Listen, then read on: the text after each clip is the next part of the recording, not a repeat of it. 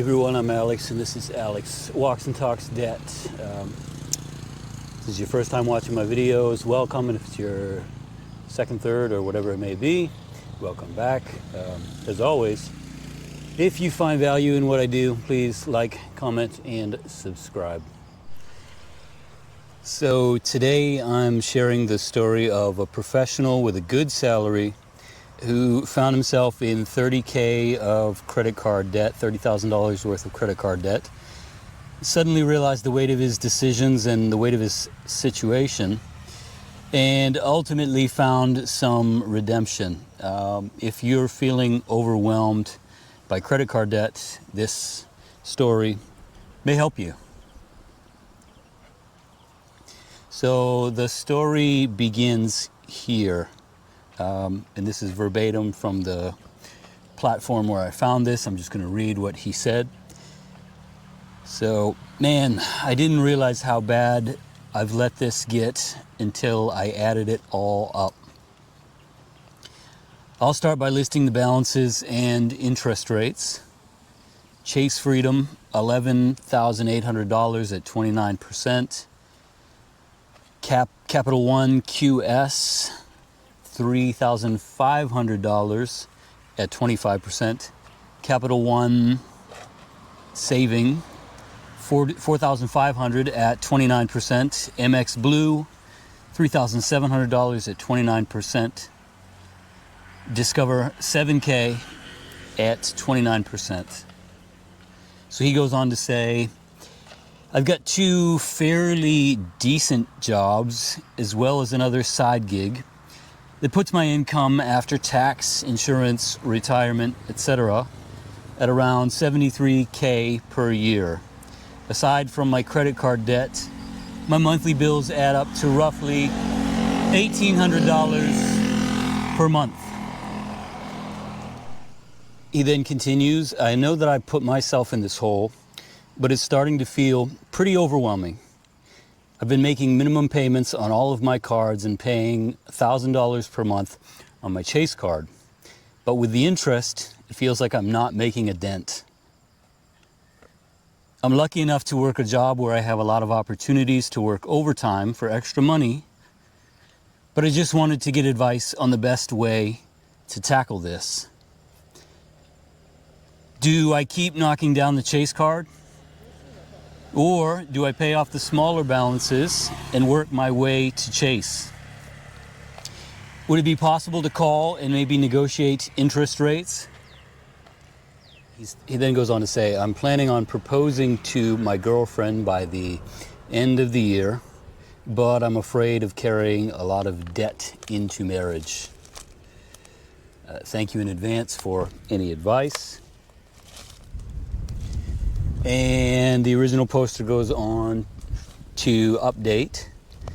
He says, since this post, I've cut up all but one credit card, been crushing overtime, and got a second job. I'm happy to say that I only have around $4K in credit card debt today. The way I tackled it was by hitting the Chase card first, since it was my highest balance and monthly fee. Once I got it to a balance of $4K, I moved to the Discover card and paid it off, then the Capital One cards. Now I only have low balances on both the Chase and MX cards. Thank you for the advice and supportive messages that I got. I definitely will not put myself in this position again. So guys, I think there's a really big takeaway or a recurring theme in this video that is popping up in the other videos as I do more and more research. The original poster of this story, he said that he didn't really realize anything was wrong until he ended up in $30,000 of debt. It's a story that I talk about in another video. I'll talk about that later on.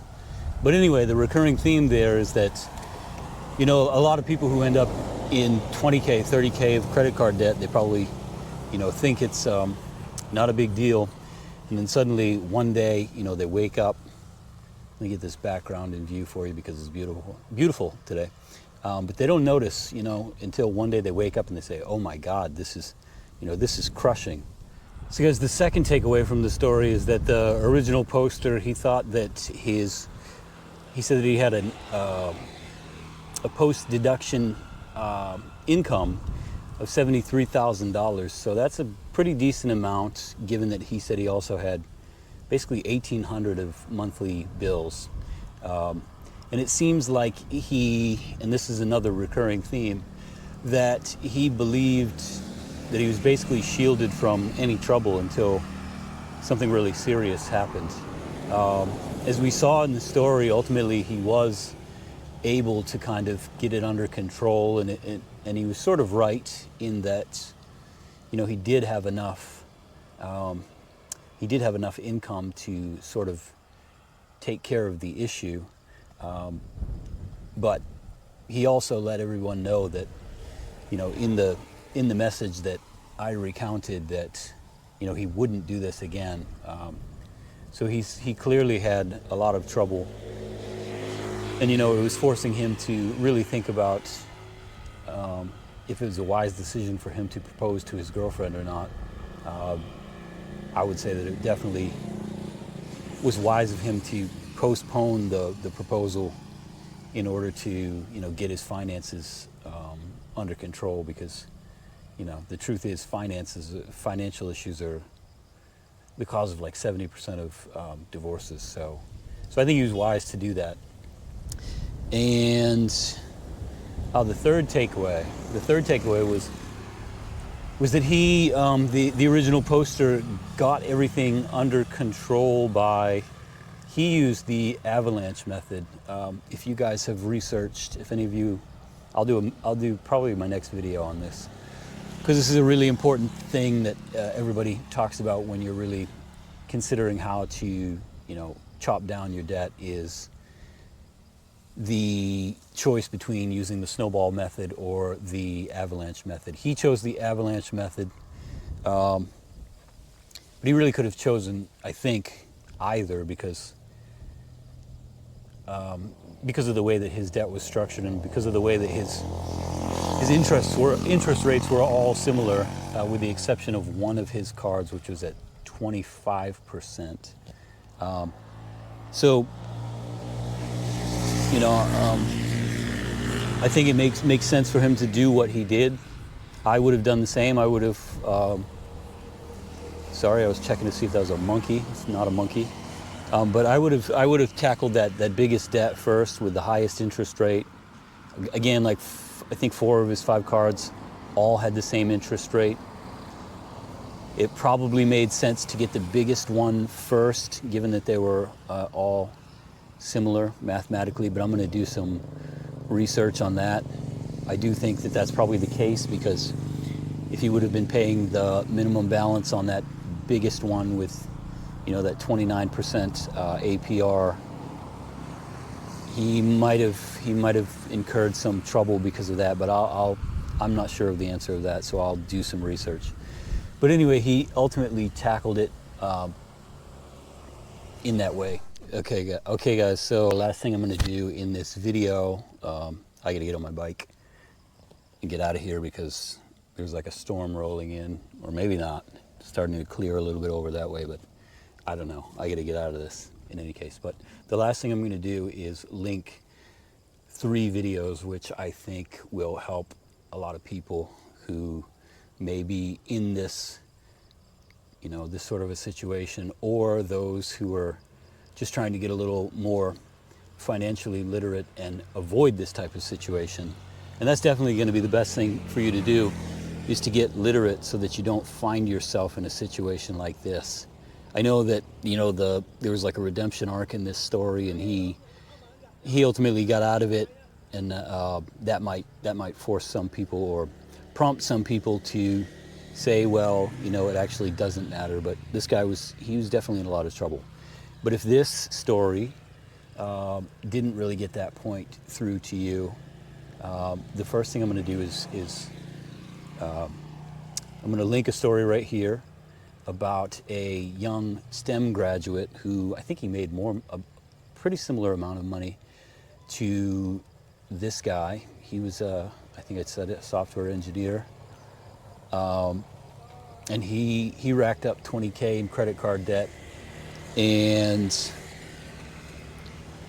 he was pretty crushed. He ended up having to take on a job waiting tables in addition to his software engineering job, and he was working like 90 hours a week, and that was just to basically stay afloat. So it doesn't always, the point here being is that although the story that I relayed in this video worked out, it doesn't always, and it can be, you know, it can be much worse, and that's the point of that video. So I'll that's linked back there, and the other two that I will link are those which will, they're just basic financial literacy, but I think something that's sorely lacking, and something that, you know, will help people from ending up in either of these two situations in the first place. So the first one I'll link here.